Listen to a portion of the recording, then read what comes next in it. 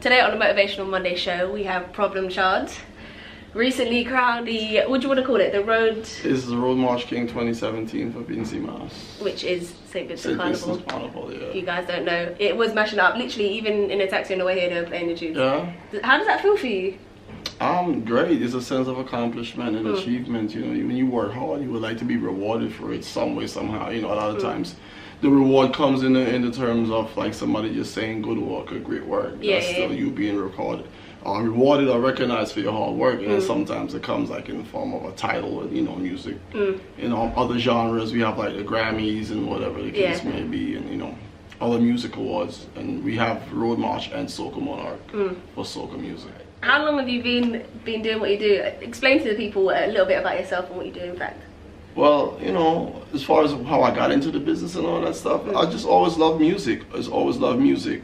Reggae, I used to do reggae or try to do reggae. No, I mean, I think I was pretty good at it, but it's just, you know, political issues in terms of like, you know, reggae belongs to Jamaica, and it's very hard to get in on a serious level if you're not Jamaican. Did my first soca song, I forgot when it was, but for fun and with the little dance hall flow that I knew how to do, because I wasn't a bona fide soca artist at the time, and it did well here. And you know, I got some accolades. You know, I was like, yo, you gotta do it again. And then I just kept doing it. And then, you know, as soon as I made my first dollar, I got booked for my first show. I was like, wow, wait, you can make money doing this. You know, I wasn't even educated fully in terms of the finer parts of the music business, like royalties, publishing, as yet. But I know I got booked for a show in Toronto. They paid for the flight and the hotel, and I was like, wait a minute, all I have to do is show up. But I like doing this, even without the money. So now you're gonna pay me? Oh, okay, I'm sold. Yeah. How long ago was that, roughly? 2005, no, lie. I don't remember, 2005 or 6. Okay, it's a long time ago. Yeah. So you've been doing this a while? Yeah, and then after that is when, 2007 is when I sang Party Animal, and then things really got a little bit big, kicked off, What kind of struggles have you faced along the way? Recognition, just basic recognition sometimes. Like, as much as I'm recognized here now, or, you know, sometimes in other, because soca music it belongs to like multiple islands. So I know a lot of other people face the same struggles, like, you might be good in this island or in this region, and then you go over here and it's like, oh, okay, whatever. No one really cares about it. How have you got past that? Just don't let it bother you. Just remain humble and just understand that sometimes it's not done intentionally. Sometimes they just don't recognize you because you're not one of their own. Like, I know a lot of people in Trinidad or Barbados, let me not just use Trinidad, who easily recognized over there that would come to St. Vincent and will get the same treatment just because people don't know who they are. But the part of it that bothers me is when people know who you are and they just kind of like look down on you like, oh, whatever. He not this one. So don't pay him no mind. But I'm cool. I get by. I just laugh sometimes. For anyone who wanted to sort of get into the soca music industry, what would you recommend? Those young people out there. Thick skin. Thick skin, and I mean, just do it your way. Do it your way. Nothing's wrong with being inspired or motivated by others, but you know, you can't be anyone but yourself. So the easiest thing to do is to be yourself. I could try to be you as much as I want to. It's not gonna work. It's not gonna work. So just be yourself and be humble and never be too big to like take advice. That's something I learned really fast, really quick. I take advice from the people who have done it before me, who made no little tricks. Why would you not want to learn? That's the next thing. That's the next thing. For me to get this kind of recognition, I feel like my workload is like twice or 3 times as harder as everyone else, because if it's close, I don't know if I will get the same recognition. It's kind of like I have to like hit the ant with a hammer. You know what I mean? Yeah. To get the recognition, but I'm up for it. I'm up for the challenge. What determines how successful your song is for someone who doesn't understand the soca industry? Is it down to DJs playing it, radio playing it?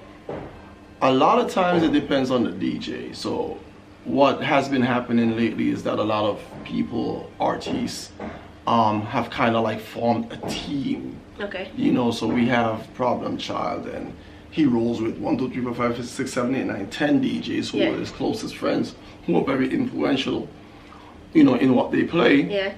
So of course they're gonna put my music in his set. And I'm just saying me, not me specifically, but this is just how it works, or has been working lately. And then the flip side to that, which is not a very good side, is that you're an artist as well, but you're not down with my team. You may get the occasional play from them, but not the play that I would get. Yeah.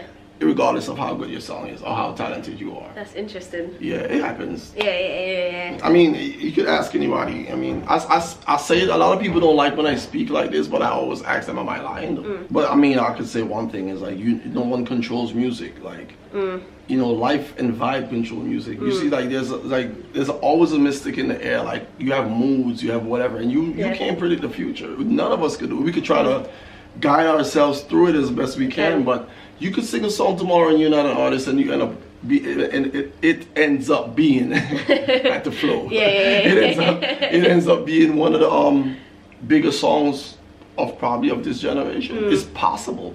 Once it's done the right way, we don't know what's gonna happen. So if they just keep doing it, I mean, like with Party Animal, you couldn't tell me that this was gonna happen. That song was gonna be that big. I had no way. Yeah.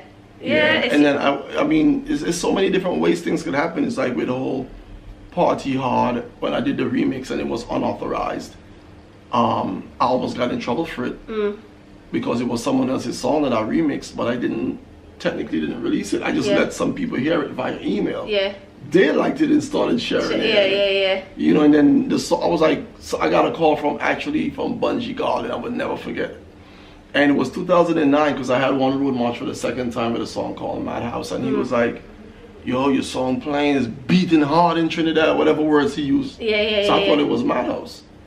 So he was like, which Madhouse? No. So I was like, so what song is he talking about? And that's how I knew the song was blowing up, like even in Trinidad. I was like, what? Mind you, I'm walking around every day, going about my business, having no clue. So music has its own path. We can't really stop music. What would you say some of your most memorable songs are? My songs? It would depend on the market, because a lot of songs that are memorable for me here might have never been played outside of St. Vincent. So like obviously Party Animal, because that's a song that gave me some kind of recognition. A lot of shows, and I got to travel, which is something I love to do. This year's song, because it was, for all of them. On the Fat Life rhythm. That was kind of personal. All the songs that are personal, especially like this year's song. This year's song was personal too. It was like, it's a positive song. It could be taken in any light, but to me it's a positive song, stamping out like negativity and jealousy and bad mind and evil and you know, doing wrong things to make money. And what's next? What's next in the pipeline for you? Back to work. I have songs to write for people. You know, I write for Patrice Roberts. She was the first person to give me an opportunity to write for her. I've written for a lot of people who are not the household names as well. But I do quite a bit of writing. And so I have to go back to that. I have a couple of bookings. I'm actually going to Rotterdam. Nice. The end of this month. Well, that's in 2 weeks. And then I have Portugal. Are you doing, I might do Caribana, Bermuda, Tortola. Is there any life quotes you live by? We like to kind of leave people with one of them. Never bow. Nah, who God bless, no man curse. We're going to leave it there. I'm going to make sure I link all of your social medias. Yeah, you can put it on the screen somewhere right here. Just. Oh, this way. I don't know how it comes up. I don't know how it comes up. Yeah, I might be on this side and you might be on that side when it's done. Because it's flipped, Thank you so much. Information and all that stuff. Yes, everything will be linked down below. If you don't know, this guy was killing it in Vincy Mars. I literally hearing his songs everywhere I go. And I'm no doubt going to hear them again. Thank you so much. No problem, anytime. Hopefully you guys found that useful. I'm glad I finally got you down to do this. Yeah, this was a challenge. In Trinidad, and I've been here 10 days now. I literally it's been a challenge. For the plane in like 2 hours. Yeah, so last minute, but I'm glad. I'm glad. Thank you. No problem.